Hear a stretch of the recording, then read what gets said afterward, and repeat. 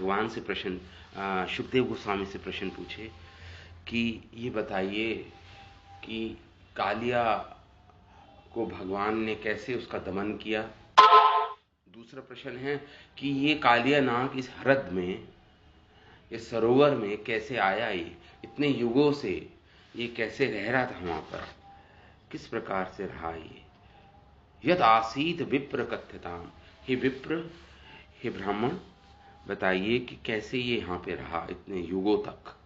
युगा लिखा हुआ है यहाँ पे, बहुयुगावासम, आवास किया इसने इस ह्रद में। तो पूछ रहे हैं भगवान से किस प्रकार भगवान ने इसका दमन किया और किस प्रकार ये बहुयुगों तक इस ह्रद में रहा ये कालिया नाग। तो अब शुकदेव गोस्वामी उसका उत्तर देंगे।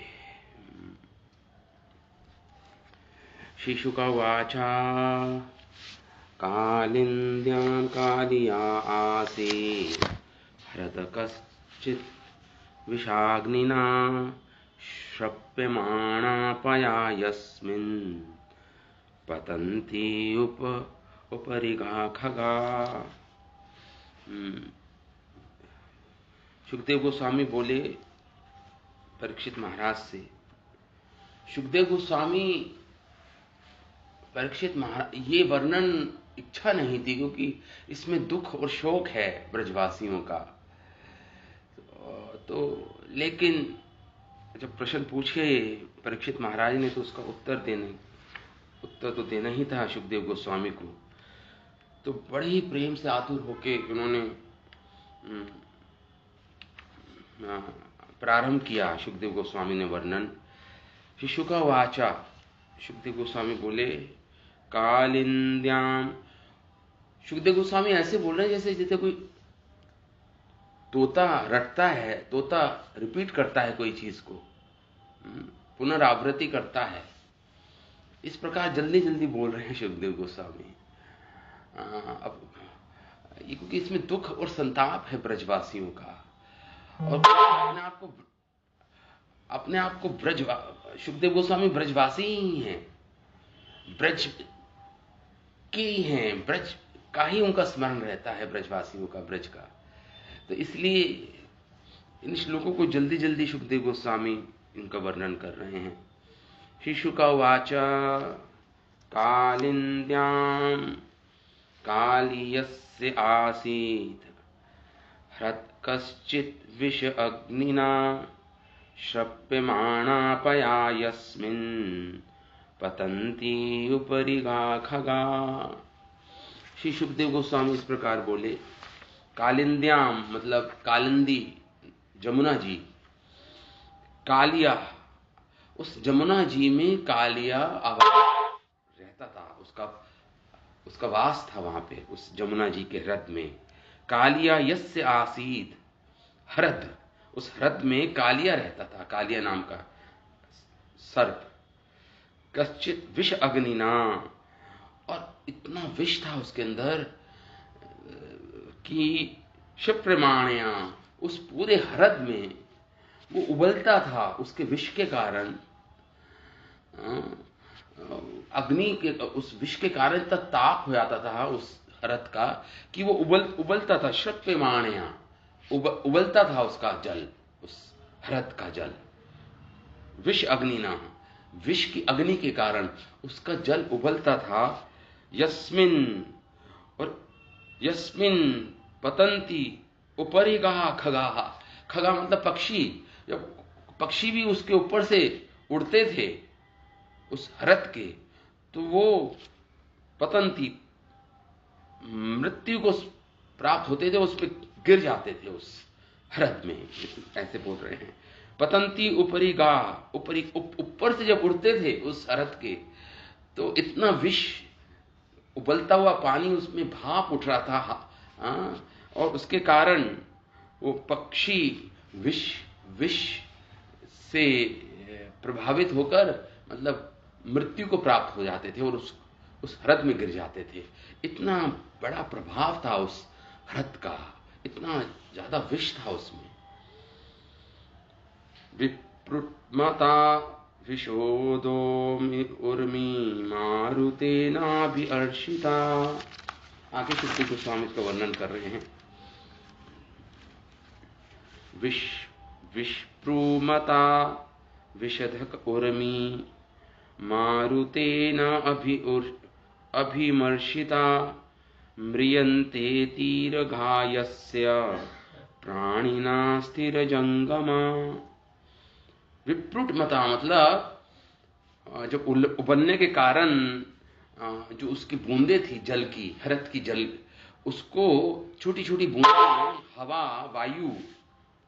वायु मारुतेन मतलब वायु उसको ले जाती थी उसके तट तक। तो तट के 1 योजन के अंदर अंदर जो हरत का जो तट था उसका 1 योजन के अंदर सारे प्राणी मृत हो गए थे। चाहे वो चर प्राणी हो चाहे अचल प्राणी हो, सारे वृक्ष सूख गए थे, सारे प्राणी और पशु सब मृत हो जाते थे। एक इतना प्रभाव था उस विष का, उस हरत के विष का, कि 1 योजन इतना लंबा तट तक उसका प्रभाव था। ऐसे बोल रहे हैं कि विप्रुष्मता जो बूंदें उठती थी उबलने के कारण उस हरत की, उस बूंदों को वायु अपने साथ ले जाकर 1 योजन विशेली मारुत मतलब वायु अभिमर्शिता स्पर्श करते थे 1 योजन जितनी, और म्रियंते तीरगहा और सब मर गए थे सारे प्राणी। तीरगा मतलब तीर पर, किनारे पर 1 योजन तक। यस्य प्राणिना स्थिर जंगमा, चाहे वो तृण हो चाहे वृक्ष हो चाहे पशु हो चाहे पक्षी हो, सब मृत्यु को प्राप्त हो गए थे, सब मृत्यु को प्राप्त हो गए थे। इस इतना बड़ा प्रभाव था उस कालिया हरत का। वहां पे कालिया नाग और अनेक सर्प भी रहते थे, और सबने अपने अपने बिल बना लिए थे उसके किनारों पे, उसके अंदर। तो ये कालिया नाग कभी तो जमीन जो उसका किनारा था उसकी गुफा में रहता था, कभी ये हरद में रहता था पानी के अंदर। इसको एक विद्या आती थी कालिया नाग को, उसको बोलते हैं विद्या, ये जो ठोस वस्तुएं बना पाए पानी से, ठोस वस्तुएं पानी में बना पाए, इसने पूरा नगर बसा रखा था इस कालिया ने।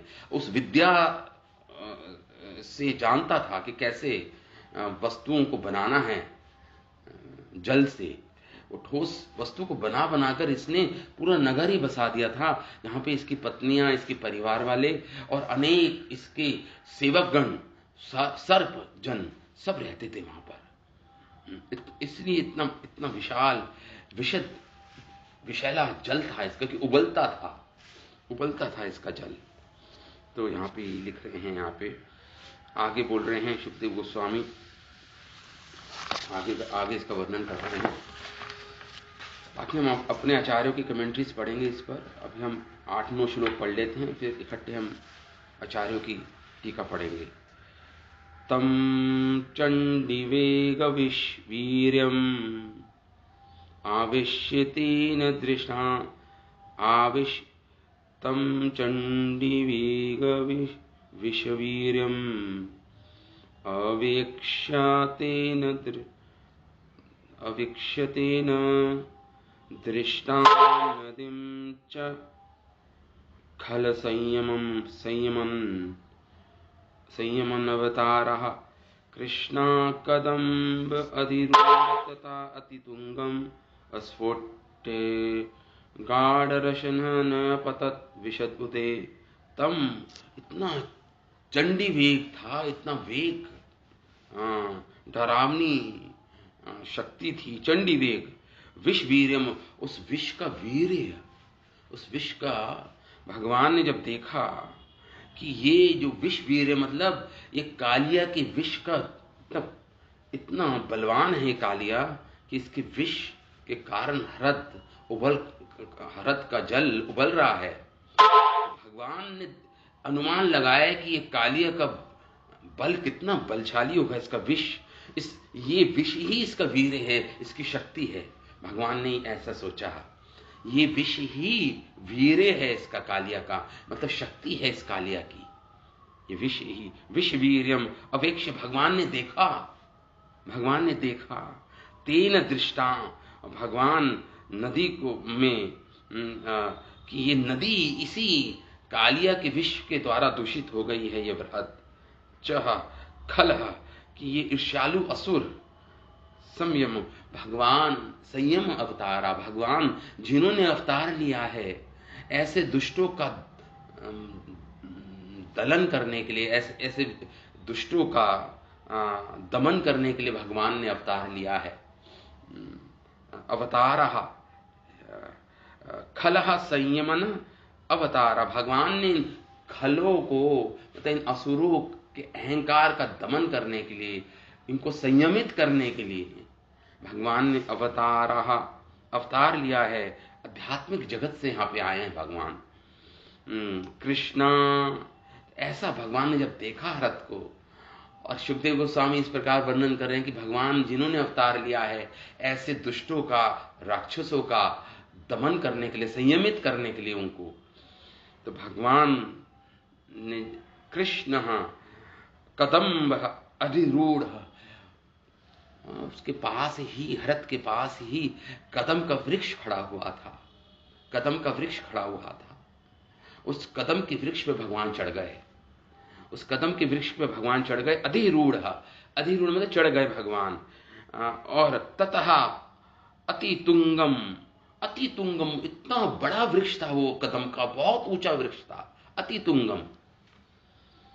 अस्फोट है, भगवान ने अपनी भुजाओं, अपने हस्तों से, अपनी हथेलियों से अपनी भुजाओं को पीटा, जैसे पहलवान लोग नहीं पीटते वैसे पीटा भगवान ने, अपनी हथेलियों से अपनी भुजाओं को पीटा। ऊपर चढ़ के, कहां, कदम के वृक्ष के ऊपर, बड़ा ऊंचा वृक्ष था। गाढ़ रशन, और अपनी कटी स्थान पर, मतलब अपनी कमर पे कपड़ा बांधा भगवान ने, जैसे तैयारी कर रहे हैं भगवान। क्या, गाढ़ रशन, रशन, बड़े ही गाढ़ रूप से, मतलब बड़े ही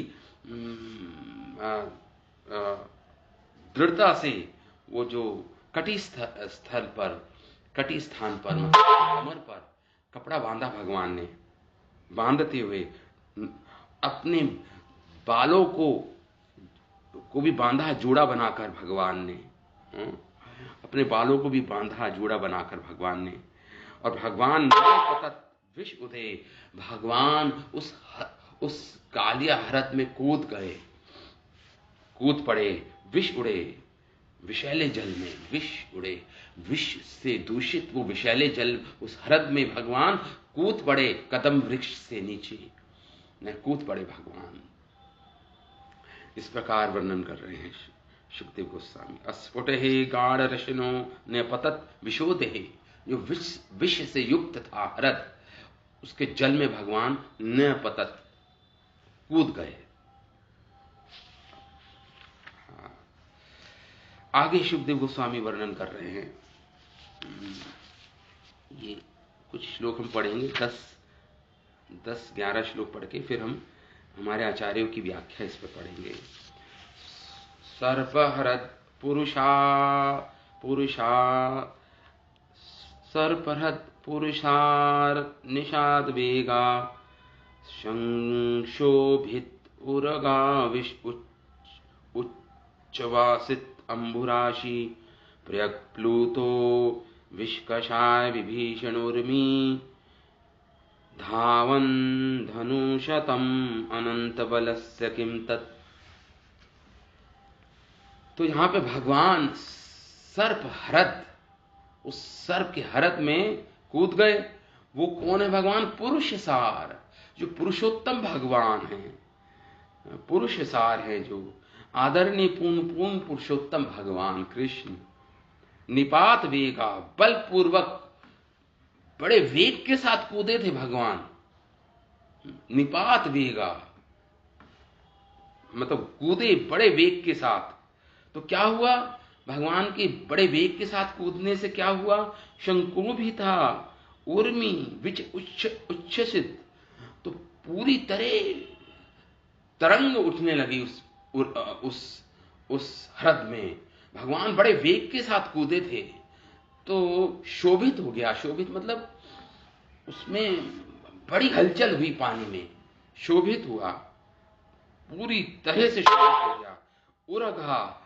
और जो सर्प रहते थे उसके अंदर, विच उच्छ्वासितम, और जोर से सांस लेने लग गए।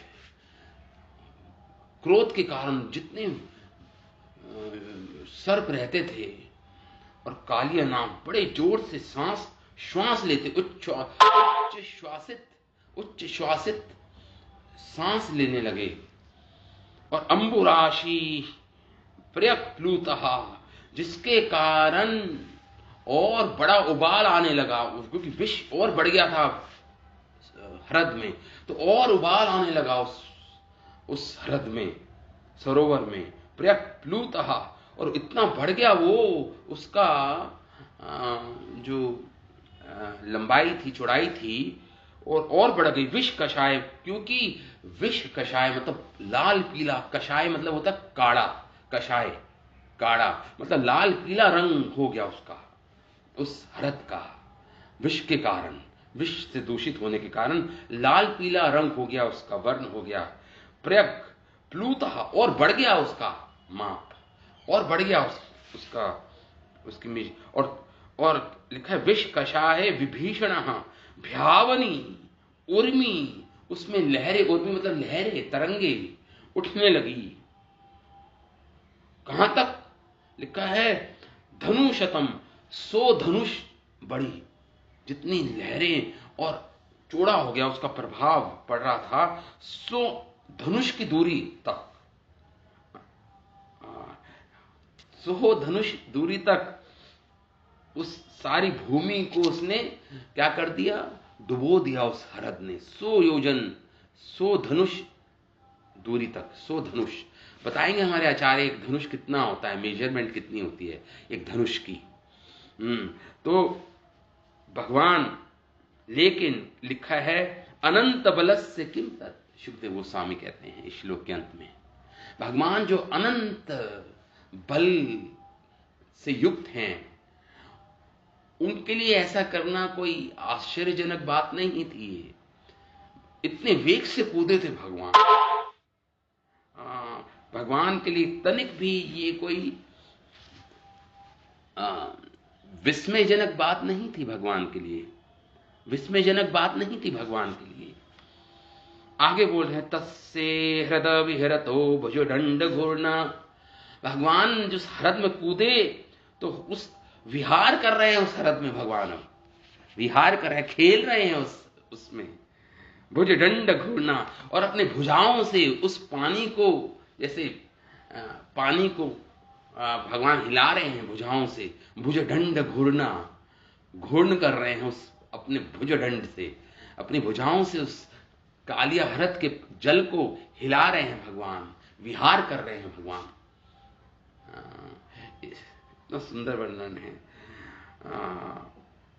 आगे बोल रहे हैं तस्या हृदय विहरता, विहार विहरता भुजदंडा घूर्णवाह घोषम, और उसके घूर्ण से भगवान जब हिला रहे हैं जोर से अपनी भुजाओं से उसके जल को, तो क्या हो रहा है? मानो वाद्यो, जैसे भगवान क्या कर रहे हैं? जैसे घोष, वह जल की का घोष, वाद्यो घोषणम अंग, हे अंग, हे परीक्षित, वहां पे ध्वनि उत्पन्न हो रही है भगवान के जल के हिलाने से, ध्वनित हो गया वो लिखा है यहां पे, घोष, ध्वनि उत्पन्न हो रही है भगवान के हिलाने से। वर वारण, और भगवान जैसे किसी हाथी का जो राजा होता है, हाथियों का राजा होता है। वर वारण, वर वारण मतलब भगवान जैसे हाथियों के राजा की तरह विहार कर रहे थे उस ह्रद में। वर वारण, अपना शौर्य दिखा रहे थे। विक्रमस्य, भगवान का शौर्य, जैसे हाथी का राजा विहार करता है नदी में, स्वच्छंद विहार करता है अपना बल दिखाते हुए, उसी प्रकार भगवान से उस ध्वनि उत्पन्न करते हुए, जल को हिलाते हुए, वर वारण, हाथी, विशाल हाथी की तरह भगवान विक्रम से अपना शौर्य दिखाते हुए दिखा रहे हैं, विहार कर रहे हैं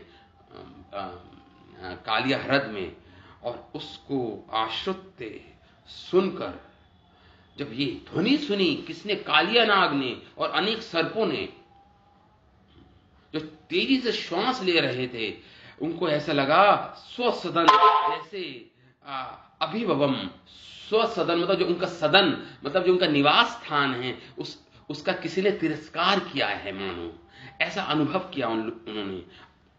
किसी ने अतिक्रमण किया है, कोई ट्रेसपासर बन गया है, कहने का अर्थ यह है अतिक्रमण किया है उनके निवास स्थान का, किसी ने तिरस्कार कर रहा है अतिक्रमण करके, कोई ऐसा अनुभव किया। ऐसा उन्होंने कालिया नाग और अनेक सर्पों ने सोचा। निरीक्ष्य देखकर चक्षुश्रवा कालिया को बता रहे हैं यहां पे सुखदेव गोस्वामी। चक्षुश्रवा मतलब जिसकी, जो अपनी आंखों से ही सुनता हो। चक्षुश्रवा का मतलब, श्रवा मतलब सुनना, चक्षु मतलब नेत्र, जो अपनी आंखों से ही सुनता हो।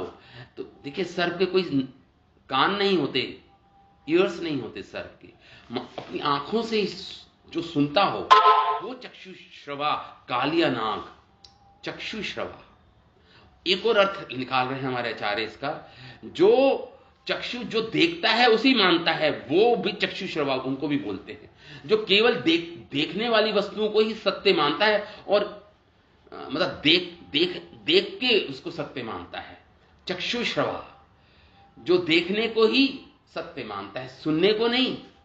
जो केवल देखता हुआ, चक्षु जो देखता है उसे ही मानता है और किसी को नहीं मानता। जिस वस्तु को देखता है उसे ही मानता है। एक और अर्थ निकाल रहे हैं यहां पे, चक्षुश्रवा, या जो अपनी आंखों से ही देखता हो, आंखों से ही जो सुनता हो, चक्षुश्रवा।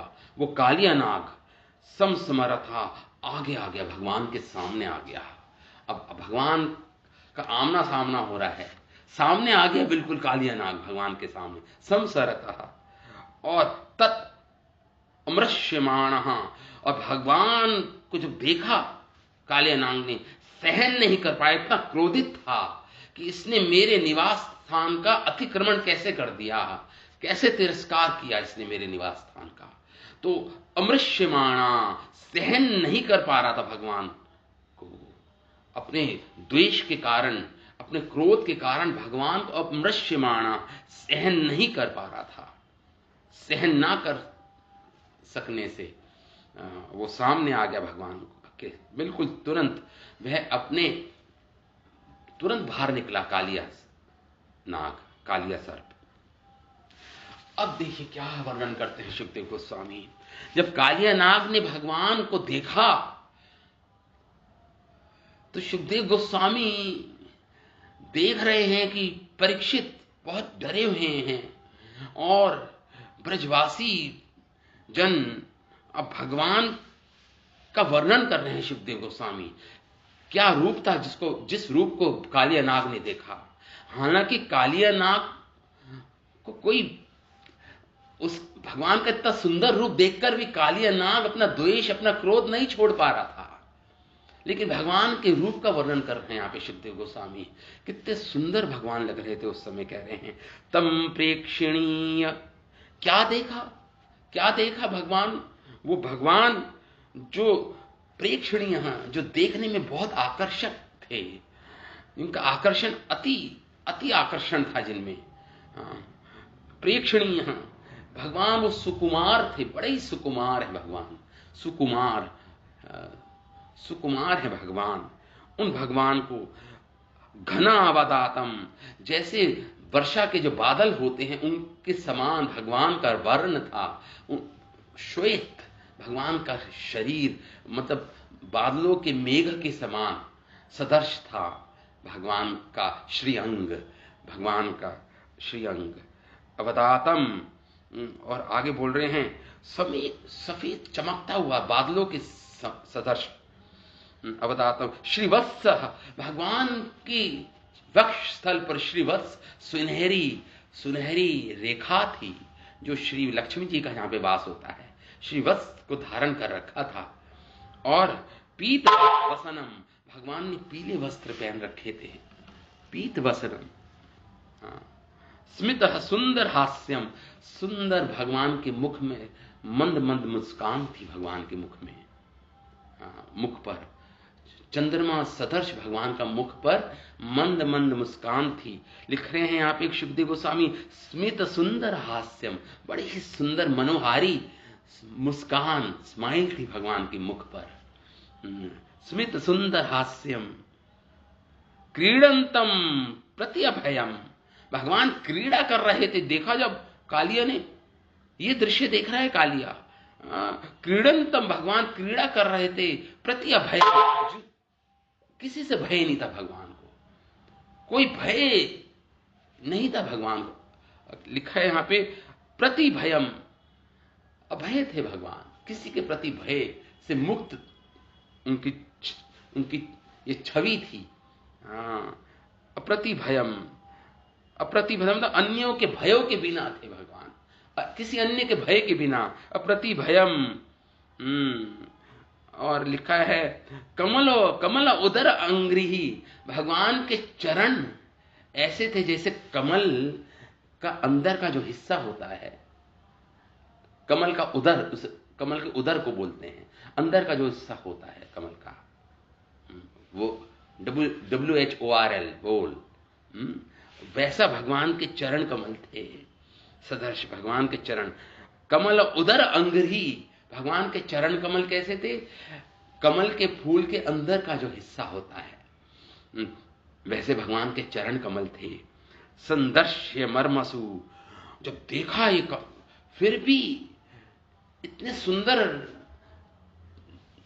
भगवान, इतने सुंदर आकर्षण करने वाले भगवान को देखकर भी, सौंदर्य को देखकर भी, ये जो दुष्ट जो कालिया था, इस पर कोई प्रभाव नहीं पड़ा भगवान को देखकर, ये बल्कि और क्रोधित हो गया और संदश्य, भगवान को डसा इसने। संदश्य, भगवान को डसा कहां पर, मर्म स्थान पर, मतलब वक्ष स्थल पर डसा इसने, भगवान के मर्मसु, मर्म स्थान पर इसने डसा। रुषाहा, बड़े क्रोधित होकर, द्वेष से युक्त होकर, भुजयात छछदाद, और भगवान को अपनी भुजाओं में लपेट लिया इसने। भुजया, भुजंग, भुजया मतलब उसकी भुजाएं, सर की भुजाएं उसका शरीर ही होती है ना, तो भुजया मतलब, इसलिए सर्प को भुजांग भी बोलते हैं, भुजांग मतलब जिनके शरीर ही जिनकी भुजाएं हैं, तो अपने शरीर से भुजया, भगवान को लपेट लिया इसने, लपेट लिया अपने शरीर से, भगवान को चारों तरफ से लपेट लिया इसने, भगवान को उनके वक्ष स्थल पर डस के, उनके मर्म स्थानों पर डस लिया इसने, कालिया नाग ने, और उनको अपनी भुजंग में लपेट लिया। आगे 10वें श्लोक में बोलते हैं सुखदेव गोस्वामी, तम नाग भोग परिवीतम अदृष्ट चेतसम तम नाग भोर परिवीतम तम नाग भोग परिवीतम अदृष्ट चेष्टतम आलोक्य तत्प्रिय सखा पशुपाभृश आर्तः कृष्णे अर्पित आत्मसुहृत् अर्थकलत्र कामः दुःख अनुशोक भयामूढ़ा धिया निपेतुः तम नाग भोग परिवीतम। अब भगवान जब उसने कुंडली बनाई भगवान के चारों ओर शरीर पे और लपेट लिया भगवान को कुंडली के अंदर अपनी, उस कालिया नाग ने, तो भगवान घिरे हुए हैं उस कुंडली में अब, और अदृष्ट चेष्टसम, अब भगवान कोई चेष्टा नहीं कर रहे हैं, जैसे मानो भगवान मूर्छित हो गए हों, और अचेष्टतम, कोई चेष्टा नहीं कर रहे हैं कृष्ण, लपेट लिए गए हैं उस कुंडली के अंदर, कालिया नाग की कुंडली के अंदर। अदृश्य चेष्टतम, कोई चेष्टा नहीं कर रहे, चेष्टा विहीन है भगवान, चेष्टा नहीं कर रहे हैं भगवान। अदृष्ट, किसी प्रकार की कोई गति नहीं दिखा रहे हैं भगवान, दिखलाते हुए भगवान इस अदृष्ट चेष्ट आलोक, इस जब इसको देखा किसने? तत्प्रिय सखा, प्रिय सखाओं ने, ग्वाल बालों ने जब देखा इस दृश्य को कि कालियानाग की कुंडली ने लपेट लिया है भगवान को, और भगवान के अंदर कोई गति नहीं, कोई गतिशीलता नहीं, बिल्कुल भगवान जैसे प्राणहीन होके बिल्कुल लपेट लिए गए हैं, हो गए हैं। सखा ने जब ये देखा, तत्प्रिय, भगवान के प्रिय सखाओं ने उसे जब देखा, पशुपहा, ग्वालों ने, जो आसपास जो खेती थी, जिनके खेत थे, उन्होंने भी देखा इस दृश्य को। पशुपहा, जो पशु को चराने वाले ग्वाले, उन्होंने देखा। भ्रश आर्तः, भ्रश आर्तः मतलब अत्यंत दुख का अनुभव हुआ, अत्यंत विचलित हो गए ग्वाल बाल ये दृश्य देखकर। और आसपास के किसान जन भी आ गए थे, जो ब्रजवासी थे, उन्होंने जब ये दृश्य को देखा, अत्यंत विचलित, भ्रश आर्ता, अत्यंत विचलित हो गए। कृष्णे अर्पित आत्मा, क्यों विचलित हुए? क्योंकि उन्होंने कृष्ण को, अपने मित्रों को, अपनी आत्मा को, अपने धन को, अपनी पत्नियों को, अपने काम, अपनी सारी इच्छाओं को अर्पित किया था। कृष्ण ही से उनको अत्यंत प्रेम था, स्नेहिल थे कृष्ण की, उनके हृदय में कृष्ण प्रेम के कारण उन्होंने जिन भगवान कृष्ण को अपना सब कुछ अर्पित कर दिया था, अपनी आत्मा को, अपने धन को, अपने परिवार को, अपने पत्नियों को, अपनी इच्छाओं को कृष्ण को अर्पित कर दिया था जिन्होंने, अनुशोक। और इसके कारण ये दृश्य देख के उनको दुख हुआ, बड़ी पीड़ा उनके हृदय में, वेदना अनुभव कर रहे हैं भगवान के प्रिय सखा और आसपास के ब्रजवासी जो वहां पे, जिनका खेत था, जो कृषि कर रहे थे, या वहां पर पशु को चराने आए थे। ये दृश्य देख के अत्यंत वेदना अनुभव की उन्होंने, दुख, अनुशोक, शोकाकुल हो गए सबके सब ये दृश्य देखकर। दुख, शोक, अनुशोक, भयभीत हो गए सब। और क्योंकि दुख, शोक और भय के कारण मूढ़ धिया निपेतु, वो नहीं आगे बढ़े। ये दृश्य को देख के बिल्कुल जहां स्तब्ध, जहां खड़े थे वहीं खड़े रह गए। सुखदेव गोस्वामी तो इस प्रकार वर्णन कर रहे हैं कि उनकी बुद्धि बिल्कुल मूढ़ हो गई, बुद्धि ने काम करना बंद कर दिया, और इसके कारण मूढ़ धिया निपेतु, भूमि पर गिरकर मूर्छित होकर गिर पड़े सखागण और वो जो ब्रजवासी जन थे। लिखे हैं, दुख, शोक और भय से अनुतप्त होकर उनकी बुद्धि विमूढ़ हो गई, समझने की शक्ति चली गई कि क्या करना है क्या नहीं करना। और मूढ़ धिया, उनकी बुद्धि मूढ़ हो गई, और निपेतु, भूमि पर गिर पड़े सारे ब्रजवासी और वो सखागण, भगवान के ग्वाल सखा। आगे, गावो वृषावत् सर्तया क्रन्दमाना सुदुःखिताः, कृष्णे न्यस्त इक्षणा भीता, रुदन्ति इव तत्स्थिरे। गायो वृषा वत्सतर्या, गौएं, वृषा मतलब बैल, वत्सतर्या बछड़ियां, गौओं की बछड़ियां, क्रंदमाना, रोने लगी। क्रंदमाना मतलब चिंघाड़ने लगी, मतलब रोने लगी, करुणा पूर्वक। क्या हुआ? क्रंदमाना सुदुखिता, दुखित होकर, सुदुखिता, करुणा पूर्वक, दुखारी होकर, सुदुखिता। क्या करने लगी? रंधाने लगी, मतलब दुखी हो गई। सुदुखिता, कृष्णे न्यस्त इक्षणा, और अपनी आंखों को कृष्ण पर टिका दिया उन्होंने। कृष्णे न्यस्त इक्षणा, अपनी आंखों को कृष्ण पर टिका दिया। और भीता रुदंती इव तत्स्थिरे, और वह भी नहीं समझ पा रही थी, जहां खड़ी थी खड़ी की रह गई, गौएं खड़ी ही रह गई। कृष्ण को एकटक होके कृष्ण पर अपने इक्षण मतलब अपनी नजरों को उन्होंने भगवान को पर टिका दिया, तत्स्थिरे बिना हिले डुले वहीं पे खड़ी रही।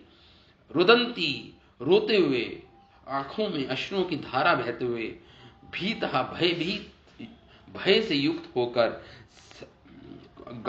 गौएं, बैल, बछड़ियां, भैंसे, जो भी वहां पे पशु पक्षी थे, भगवान को की तरफ एकटक होके अपनी दृष्टि भगवान की तरफ ही देख रही हैं, रोते हुए क्रंदन कर रही हैं, रो रही हैं और हिल डुल नहीं रही, बिल्कुल स्तब्ध होके, जैसे स्तब्ध कोई हो जाता है वैसे ही वहां पे खड़ी रह गई, बिना हिले डुले खड़ी रह गई।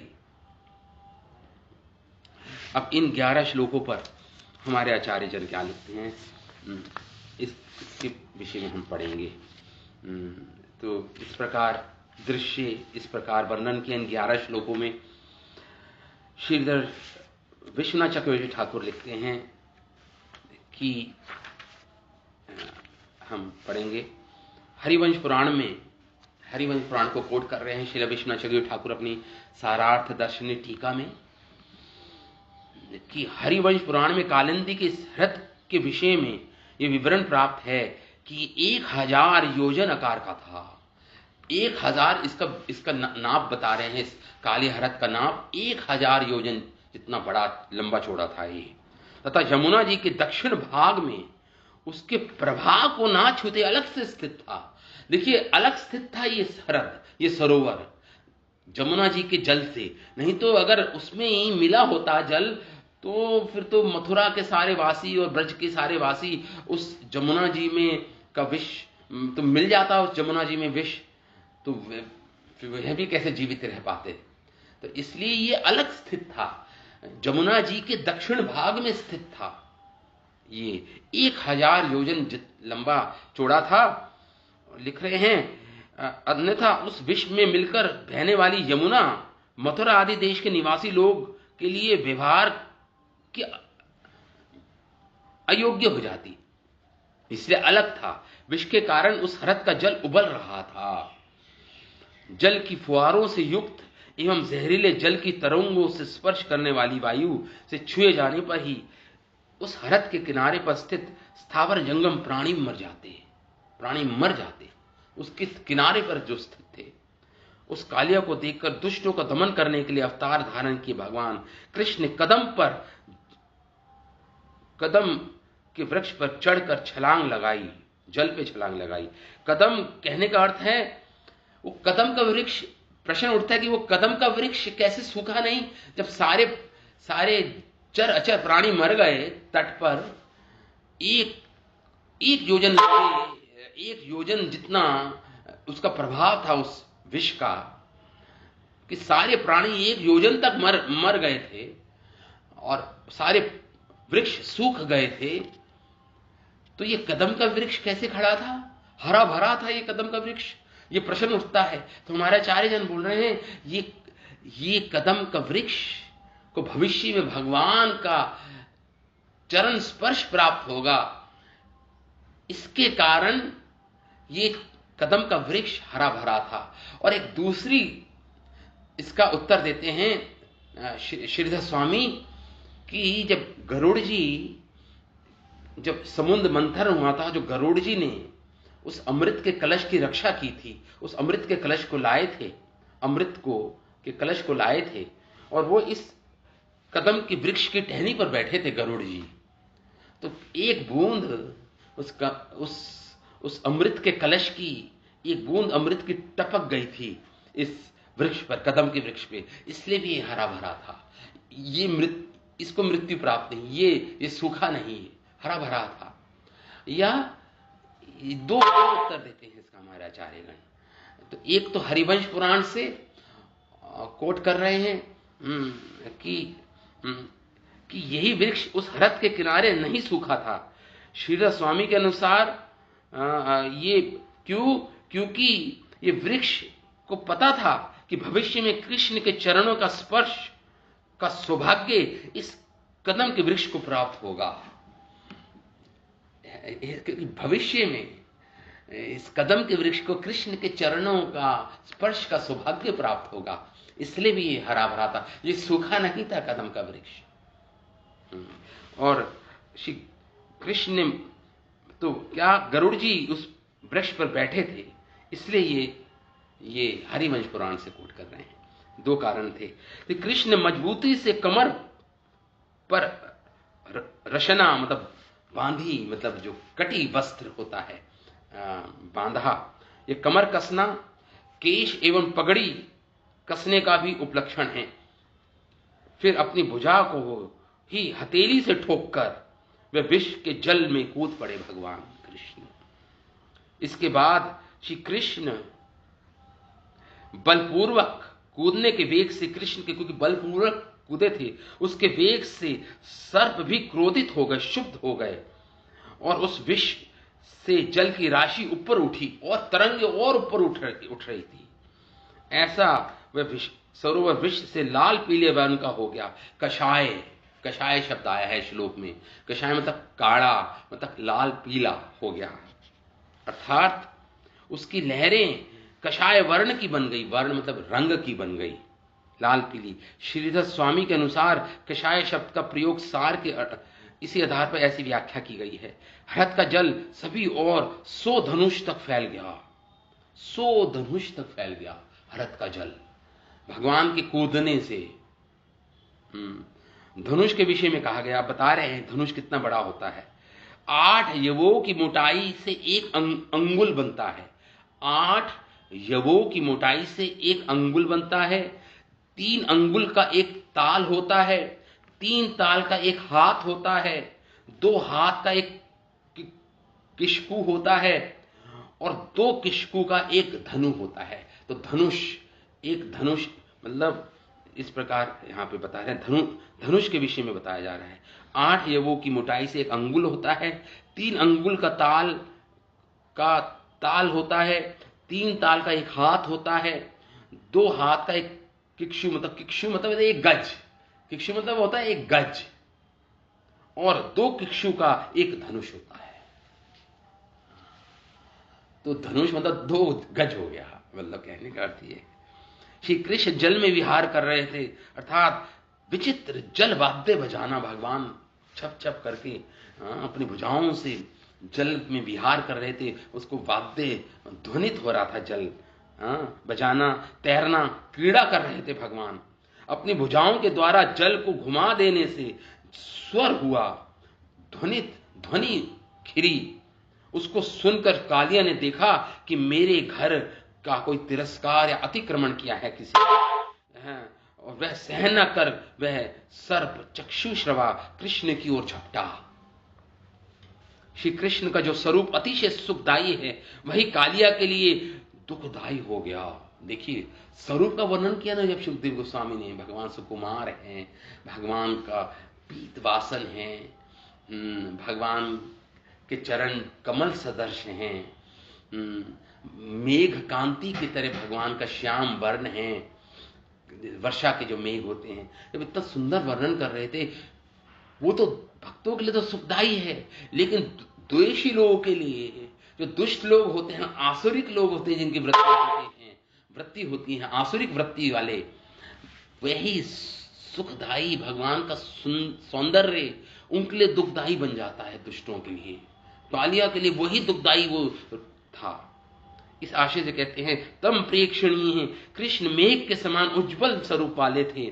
उनके वक्षस्थल पर स्थित श्रीवत्स के चिन्ह पर विहार के कारण अपने पीले दुपट्टे को फैला दिया था, अतः वक्षस्थल लक्ष्मी की रेखा युक्त था। जिन्होंने 2 पीत वस्त्र धारण कर रखे थे, ऐसा जिनका वक्षस्थल भी था। सर्प के शरीर से घिरे होने से उनमें कोई चेष्टा दिखाई, तो उसने जब बांध लिया अपने भुजा से कालिया ने, तो उसके बाद सर्प के शरीर से घिरे होने से उनमें कोई चेष्टा नहीं दिख रही थी। भगवान मानो कालिया को का उत्साह बढ़ा रहे हो, भगवान कालिया को कह रहे हो, अरे कालिया अभी मैं कुछ नहीं, अभी तू अपना बल दिखा जरा मुझे, कितना बल है तेरे अंदर। भगवान एक क्षण के लिए भयभीत, जैसे स्तब्ध जैसे होता ना, बिल्कुल मूर्ति बन गए थे, बिल्कुल जड़वत बन गए थे भगवान, जैसे मानो भगवान दिखा रहे हो कि भय से मैं स्तब्ध जैसे हो गए हो भगवान। तो अथवा कह रहे हो, अरे कालिया ले, पहले तू अपनी पूर्ण इच्छा के अनुसार मुझे डस ले और लपेट ले, मैं अपना बल दिखाऊंगा, अब पीछे मैं अपना बल दिखाऊंगा। इस प्रकार भगवान सोच रहे थे। अभी तो डस ले मुझे, लेकिन पीछे अब आगे मैं अपना बल दिखाऊंगा, पहले तू अपना बल दिखा दे। इस प्रकार भगवान बिल्कुल बिल्कुल कोई क्रियाहीन होकर उसके कुंडली में जकड़े हुए थे, जकड़ लिए गए थे। और गोप और कृषक कैसे थे? वहां पर गोप धान के खेत में स्थित कृषक शीघ्र ही वहां आ गए, चले आए। और वह गोप और कृषक कैसे थे? उत्तर है, कृष्ण का लालन करने के लिए जिन्होंने अपनी आत्मा, अपनी सारी वस्तुएं कृष्ण को अर्पित करती थी, ऐसे वह जन वहां पे आ गए। अन्य गायें, बैल आदि रोते हुए स्थित हुए, मानो भय व्यग्र आदि के कारण उनके आंसू भी सूख गए थे। तो रंघा रहे थे, क्रंदन कर रहे थे, आंखों में रोते हुए सारे बैल, गौएं, बछड़ियां सब वहां पे आ गए। बस खड़े के खड़े रह गए और अपनी दृष्टि एक केवल कृष्ण पर टिकाए हुए वे खड़े रह गए, मतलब वो भी स्तब्ध हो गए। तो यहां पे प्रश्न उठता है कि ग्वाल बाल क्यों नहीं अंदर प्रवेश कर गए कृष्ण को बचाने के लिए, हरत के अंदर, जल के अंदर? मूढ़ धिया, उनकी बुद्धि काम नहीं कर रही थी। कृष्ण इतनी वेदना, इतने दुख, शोक और भय से आकुल व्याकुल थे ये ग्वाल बाल, ये पशु पक्षी सब, कि मूढ़ धिया हो गए और अचेत होके गिर पड़े थे। और ये पशु भी, गौएं भी मूढ़ धिया हो गई, ये भी स्तब्ध हो गई, खड़े खड़े एकाटक केवल कृष्ण पर अपनी दृष्टि को टिकाए हुए थी। ये विश्वनाथ चक्रवर्ती ठाकुर की कमेंट्री। श्री जीव गोस्वामी क्या लिखते हैं? श्री जीव गोस्वामी अपनी वैष्णव तोषणी टीका में इन 11 श्लोकों पर लिखते हैं कि श्री शुका वाचा, जब भागवतम में आया, श्री शुकदेव गोस्वामी का तात्पर्य है कि परीक्षित के इन वचनों को सुनकर, कि परीक्षित के इन प्रश्नों को सुनकर, अब शुकदेव गोस्वामी इस कथा का वर्णन बहुत विस्तार पूर्वक नहीं करना चाहते थे। पिछले अध्याय में ही 2-3 श्लोकों में ही पूरा सार दे दिया था, लेकिन अब विस्तार पूर्वक जब पूछा परीक्षित महाराज ने, तो श्री शुकदेव गोस्वामी विचार करते हैं कि ये परीक्षित कृष्ण के प्रति प्रेम से युक्त है, ये परीक्षित, और श्री शुक में परीक्षित के प्रति स्नेह उत्पन्न हो गया। तो शुकदेव गोस्वामी भी परीक्षित के प्रति प्रेम उत्पन्न कर रहे हैं। क्यों? क्योंकि परीक्षित के अंदर कृष्ण प्रेम था, इसलिए परीक्षित शुकदेव गोस्वामी के प्रति, शुकदेव गोस्वामी परीक्षित के प्रति प्रेम स्नेहिल हो गए, और वह कृष्ण की सुख दुखात्मक कालिय दमन की सारी लीला को प्रेम भक्ति परीक्षित के प्रति कहने लगे। इसी अभिप्राय से ब्रजवासियों के दुख में निज दुख को मिलाकर शुकदेव गोस्वामी, क्योंकि ब्रजवासियों का दुख शुकदेव गोस्वामी का दुख है, इतने भगवान से एकात्मना है शुकदेव गोस्वामी का मन, भगवान में ही है लीन, तो ब्रजवासियों का दुख शुकदेव गोस्वामी का दुख है।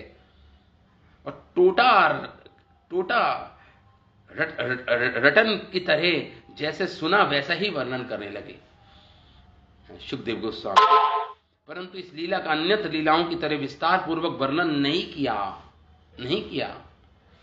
यह तात्पर्य समझना चाहिए। कालिंदी के दक्षिण भाग में अलग वर्तमान, अलग स्थित था, परंतु उसे कालिंदी के गर्भ में बता दिया गया, लेकिन वो अलग स्थित था, दक्षिण की ओर स्थित था। कालिंदी का प्रभाव उत्तर से आते हुए पृथक ही है, ऐसा समझना चाहिए। अन्यथा कालिया के दुर्विष जल से यादव कुलों का निवास स्थल मथुरापुरी भी प्रभावित हो जाती। अगर दोनों का जल मिला होता तो अलग ही स्थित था। ये हरत कालिया की विष अग्नि से उबल रहा था और उसके ऊपर जाने वाले पक्षी भी नीचे गिर पड़ते, अतः वह हरत से दूर बचकर निकलते थे। जीव गोस्वामी लिखते हैं, विप्रोष मतः, क्योंकि सरोवर का जल उबल रहा था, अतः जल सदा वेग से ऊपर उछलता था। इस कारण वहां की वायु भी धाक बन गई थी, धाक अग्नि के समान उसकी वायु भी बन गई थी, धाक करने मतलब ताप उत्पन्न करने वाली बन गई थी। उस सरोवर की अन्य विशेषताओं का वर्णन हरिवंश पुराण में इस प्रकार आता है। हरिवंश पुराण को कोट कर रहे हैं जीव गोस्वामी। हरिवंश पुराण में इस सरोवर का वर्णन इस प्रकार आता है, उसे बता रहे हैं जीव गोस्वामी। वह सरोवर 1 योजन के विशाल विस्तार वाला था तथा देवताओं के लिए भी अगम्य था, देवता लोग भी नहीं जाते थे, इतना विशाला वो 1 योजन विस्तार था उसका। उसका जल गंभीर, चंचल ना किए जाने वाला, मतलब गहरा था, जैसे समुद्र गहरा होता है, उसमें कोई उथल पुथल नहीं होती, बिल्कुल जल गंभीर, चंचल न किए जाने वाला तथा सागर की तरह निष्कंप था, कोई कंपन नहीं था उस जल में। इतना इतना गहरा था वो हरत। वहां तीरों पर मतलब किनारों पर चलना कठिन था, क्योंकि वहां सर्पों से युक्त विपुल बिल थे उनके, सर्पों के अनेक। और विष की लकड़ियों से उत्पन्न होने वाली अग्नि जलती थी, जो अग्नि जो गिरती थी, पेड़ से गिरती थी या अग्नि भी बहती थी, उसमें से धुआं निकलता था विष के कारण, विष के स्पर्श के कारण। अग्नि वो जो लकड़ियां थी उसमें धुआं निकलता था।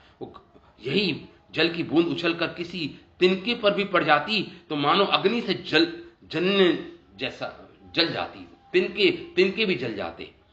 यह सरोवर किनारों पर भी सभी 1 योजन तक दुर्गम था। इस प्रकार कभी तो ये कालिया भूमि गुफा में ही रहता, कभी सर्व की उस पुरी में, जो पुरी बनाई थी इसने, अपनी पूरी अपने राज्य बना दिया था, और कभी जल स्तंभ विद्या, इसे बोलते हैं जल स्तंभ विद्या। वो विद्या आती थी कालियानाग को, जल स्तंभ विद्या से इसने जल में ही नगर बसा लिया था, उस पर डूब के रहता था उस पुरी में ही।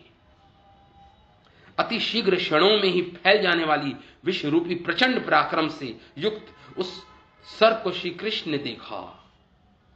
क्षणों में अपना फण फैला लेता था ये।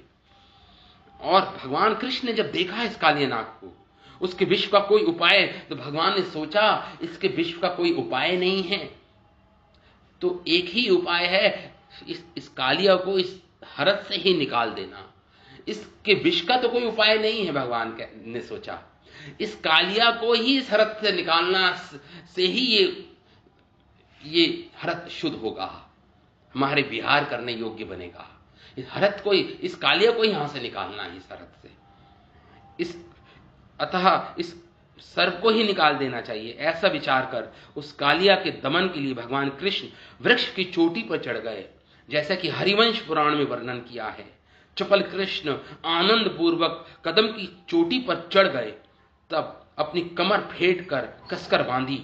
इससे यह प्रतीत होता है कि केश आदि को भी भगवान ने जोड़ा बनाकर बांधा और कदम से कूद पड़े, जैसा कि हरिवंश पुराण में आता है। भद्वा परिक्रम दृढ़म, इसके कारण यह समझना ये कृष्ण का अवतार ही दुष्टों को नियंत्रण या संयमित करने के लिए हुआ है। तो इसलिए अथवा इसी प्रकार यहां कालिया हरद में श्री कृष्ण कालिया के दमन के लिए अवतरित हो गए थे।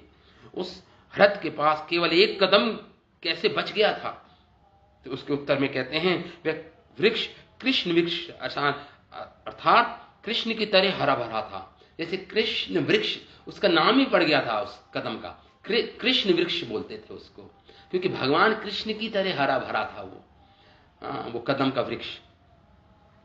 ऐसी प्रसिद्धि थी कि कालिया हरद के समीप स्थित ये कदम का वृक्ष श्री कृष्ण वृक्ष ही है। इसलिए वह अकेला ही नहीं सूखा, बल्कि वो केवल खुद तो सूखा ही नहीं, बल्कि इस कृष्ण वृक्ष या कदम के वृक्ष के पीछे जो भी वृक्ष थे वो भी नहीं सूखे, उन पर भी विष का प्रभाव इसने कम कर दिया था। इतना इसका इस कृष्ण वृक्ष का, कदम के वृक्ष का, कि इसके प्रभाव से दूर जो दूसरे वृक्ष थे जो उसके पीछे थे, वृक्ष की रक्षा कर ली थी इस कदम के वृक्ष ने। तो इससे ज्ञात होता है कि कृष्ण ने ही विहार करने के लिए इस वृक्ष की रक्षा कर ली थी। भगवान कृष्ण ने अपनी इच्छा से इसको सूखने नहीं दिया था, इस कृष्ण वृक्ष को, इस कदम वृक्ष को।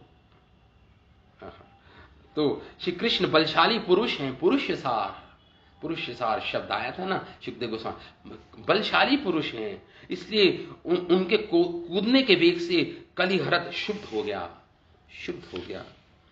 शेष श्रीधर स्वामी ने पुकारे हैं, किंचित बल को प्रकट करने से जो कूदने की क्रिया हुई उसके वेग से ही वह हरत शुद्ध हो गया। उसके जल की राशि सर्प के विष के कारण उबल रही थी, अर्थात लाल रंग की हो गई थी। उसका जल 100 धनुष दूरी तक फैल गया, 1 योजन मतलब 100 धनुष। श्री चित्त स्वामी ने उच्च, जब शब्द आया उच्च श्वसित, मतलब सांस ले रहे थे तेज, इसका अर्थ वो एक और बता रहे हैं, कषायित मतलब कषाय मतलब कषाय मतलब लाल पीला हो गया, उस कारण कषाय का अर्थ ये मतलब ये होता है।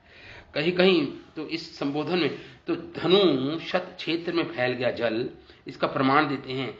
8 जवों के मध्य भाग को एक अंगुल कहा जाता है, 12 अंगुलों को एक बिलस्त बोलते हैं। एक ताल, 3 ताल का एक हस्त होता है, 2 हाथों का एक किक्षु एक गज होता है और 2 किक्षु का एक धनुष होता है।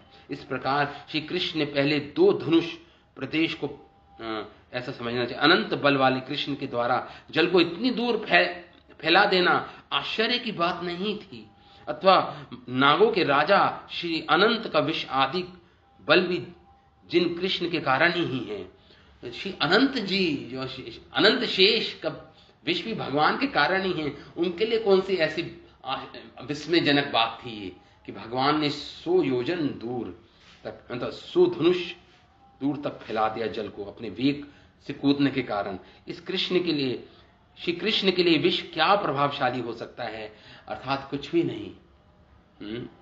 श्री कृष्ण उस काली हरत में विहार कर रहे थे, अर्थात विचित्र जल वाद्य बजाने एवं तैरने की क्रीड़ा कर रहे थे। किसी दिग्गज के समान पराक्रम अंग संबोधन कर रहे हैं, यहाँ पे अंग करके संबोधित कर रहे हैं सुखदेव गोस्वामी परीक्षित महाराज को कि राजा, क्योंकि शोकाकुल हो गए थे ये दृश्य देखकर, परीक्षित महाराज भी शोकाकुल हो गए थे। इसलिए कहा सुखदेव गोस्वामी ने कि परीक्षित के प्रति लालन भाव था, अंग करके मतलब हे मेरे पुत्र, मतलब लालन भाव था सुखदेव गोस्वामी का परीक्षित महाराज के प्रति। तो इसके कारण अब भगवान के सुंदर जो सौंदर्य का वर्णन कर रहे थे, परीक्षित के शोक को दूर करने के लिए, दुख को दूर करने के लिए, भय को दूर करने के लिए परीक्षित महाराज का तो सुखदेव गोस्वामी वर्णन करने लगे भगवान के सौंदर्य का। काली तो ऐसे सुंदर सुकुमार कृष्ण को उस दुष्ट कालिया ने लपेट लिया। इससे कालिया के महा अपराध का दर्शन कराते हुए सुखदेव गोस्वामी मुनि ब्रज जनों के भाव में स्थित हो गए। ब्रज मानो खुद ब्रजवासी बन गए हों सुखदेव गोस्वामी, तो शोक करते कृष्ण की मधुर विशेषताओं का वर्णन कर रहे हैं। वहां कृष्ण क्रीड़ा कर रहे थे, इसका कारण था कि उन्हें शत्रुओं से कोई भय नहीं था। कालिया का श्री कृष्ण को लपेटना उसकी निर्बुद्धि की ही सूचना है, इसलिए उसे चक्षुश्रवा बोला है, अर्थात वो लोग निर्बुद्धि होते हैं जो वस्तुतः दिखने वाली वस्तु को ही जानते हैं। उसने कृष्ण को किससे लपेटा? उत्तर है भुजाओं के आकार से लपेटा, अपनी भुजाओं से लपेटा, भुजंग। श्री कृष्ण के प्रिय सखा गोपगण श्री कृष्ण को सर्प में लिपटा देख मूर्छित हो गए।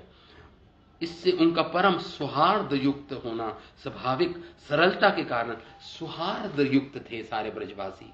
सौहार्द मतलब मित्र का भाव था, सखा भाव था भगवान के प्रति, और सरल थे सबके सब गोप सखा, सरल और स्निग्ध चित्त था उनका। चित्त स्निग्ध था, स्निग्ध मतलब चिकना था, मतलब भगवान के प्रेम से युक्त था। हरे कृष्ण प्रभु जी। हाँ, हो गया, समय हो गया। ओ कृष्णा। तो बस ये जीव गोस्वामी का तात्पर्य खत्म ही होता है यहाँ पे। तो इस प्रकार अपनी बुद्धि शोक भय से विवेकहीन होकर वह चेष्टाओं नष्ट चेतना वाले बन गए सबके सब, और वहां पे मूर्छित होकर गिर पड़े।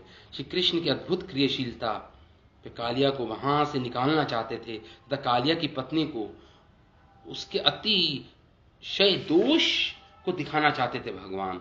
देख लो, जैसे मानो कह रहे हो भगवान, देख लो काले के विष के कारण मेरे सखा मूर्छित हो गए हैं, जबकि सखा जो ग्वाल सखा थे, उनकी मूर्छा कालिया के विष के कारण नहीं थी, उनकी मूर्छा कृष्ण प्रेम के कारण थी। हाँ, भगवान मानो ये दिखा रहे हो कि मेरे सखाओं की मूर्छा कृष्ण मेरे प्रेम के कारण है। हे कालिया, तेरे विष के कारण मेरे सखाओं पर, तेरे विष का कोई प्रभाव नहीं पड़ेगा मेरे सखाओं पर। जो मूर्छित होके गिर पड़े थे, वस्तुतः यही सत्य है कि उनके हृदय में कृष्ण प्रेम के कारण मूर्छित होकर गिर पड़े थे, क्योंकि कृष्ण प्रेम अपनी सर्वोच्च अवस्था तक पहुंच गया था। कृष्ण को इसका ये दृश्य देखकर कि कृष्ण अचेत होकर, बिल्कुल क्रियाहीन होके घिरे हुए हैं कुंडली में कालिया, शेष सभी। तो इसके बाद तो इस प्रकार जीव गोस्वामी का भी यहाँ पे तात्पर्य पूरा हुआ। तो ये है प्रेम, प्रेम के कारण। और भगवान चाहते थे, ये प्रेम की पराकाष्ठा थी ये एक्चुअली। जितने भी ब्रजवासी जब आएंगे, अभी ब्रज से भी आएंगे, यशोदा मैया, नंद बाबा जब आएंगे, तो बलदेव रोक सकते थे, बलदेव ने रोका नहीं किसी को। बलदेव हंस रहे थे जब ये सुना। और ये सब अभी आगे वर्णन आएगा, उसका हम जब भी चर्चा करेंगे। सब कृष्ण प्रेम से युक्त हैं सारे ब्रजवासी, यशोदा। और तो इसके कारण कृष्ण प्रेम की पराकाष्ठा तक, अपनी पराकाष्ठा तक पहुंचेगा ये दृश्य देखकर। इसलिए सब मूर्छित हो रहे थे। विष का कोई प्रभाव नहीं पड़ सकता इन पर, भगवान के परिकर पार्षदों पर। तो इस प्रकार आगे हम कल पढ़ेंगे, 12वें श्लोक से शुरू करेंगे। आज हमने 11वें श्लोक तक पढ़ लिया। कल पुनः इसकी चर्चा करेंगे, कल या मंडे को जो भी होगा। तो ठीक है, अभी हम विराम हैं कृष्ण कथा को, काली नाग दमन की लीला को आगे हम पढ़ेंगे फिर से। श्रीमद् भागवतम महापुराण की जय, श्री वेद व्यास मुनि की जय, सुखदेव गोस्वामी की जय, शिल प्रभुपाद की जय, अनंत कोटि वैष्णव वृंद की जय। निताय गौर प्रेमानंदे।